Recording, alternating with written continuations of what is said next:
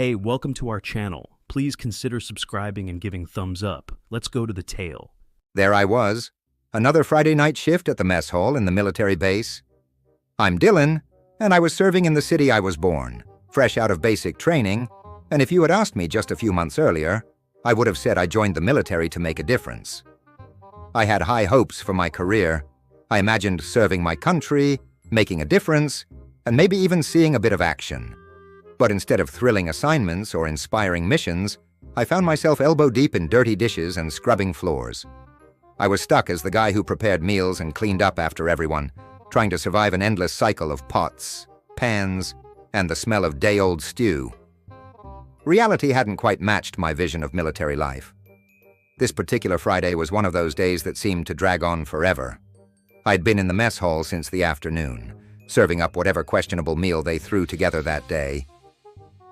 By the time evening rolled around, the mess hall was empty, quiet at last, and I finally had the place spotless.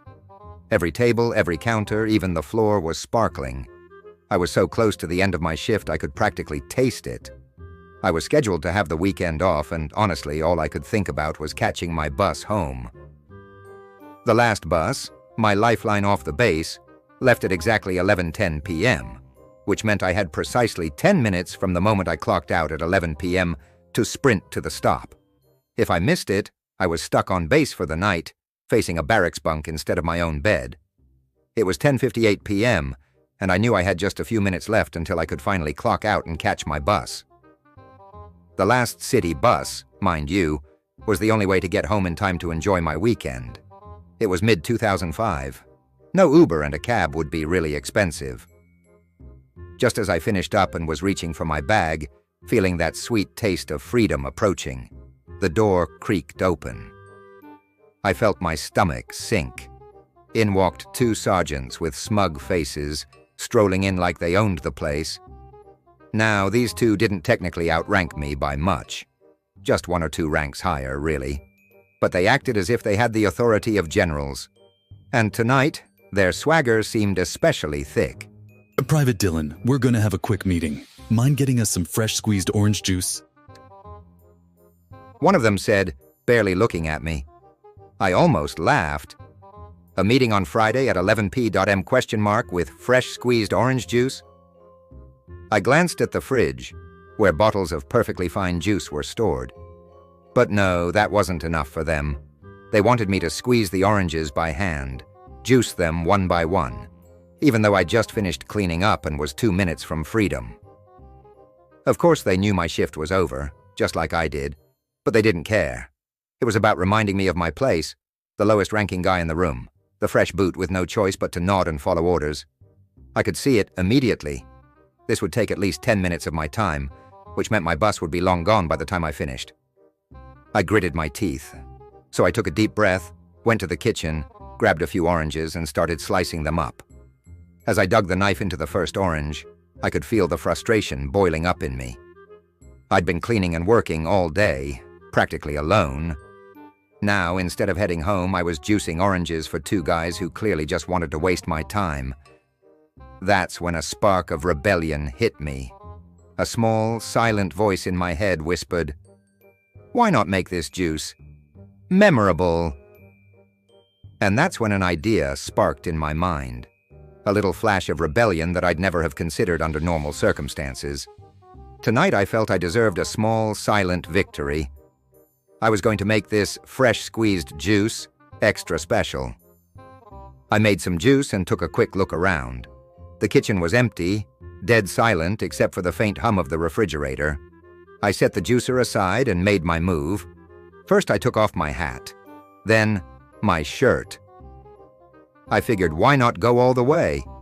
I slipped off my pants, and there I was in the middle of the kitchen, standing completely naked, holding an orange in one hand, a juicer in the other. If I was going to miss my bus, I might as well get a little satisfaction out of it. It felt a bit wild, a bit ridiculous, but there was something satisfying about it. And then, with the counter clear and my ingredients ready, I set to work on their special orange juice. Only this time I added a little personal touch. With a smile on my face, I put the juice on a bowl and the bowl on the ground, right below me. Then I started doing a few squats. On my way down, I let my crown jewels bathe in the juice, giving them a nice little dip. For good measure, I even let my bottom bask in the refreshing citrus a bit. My little guy obviously joined the fun as well. After a few reps, I was standing there, feeling an odd sense of triumph, soaking in the strange combination of citrus and satisfaction. I couldn't help but chuckle to myself. It felt like a small, absurd, yet strangely liberating act of defiance. Quickly, I cleaned up, dried myself off, got dressed, and squeezed some oranges the regular way before pouring the juice into 2 glasses. I added ice, and even threw in a slice of orange for garnish. After all, I wanted this juice to be as refreshing as it was. Memorable. I took a deep breath and carried the glasses out to the 2 sergeants, who were sitting slouched already in their meeting, shooting the breeze.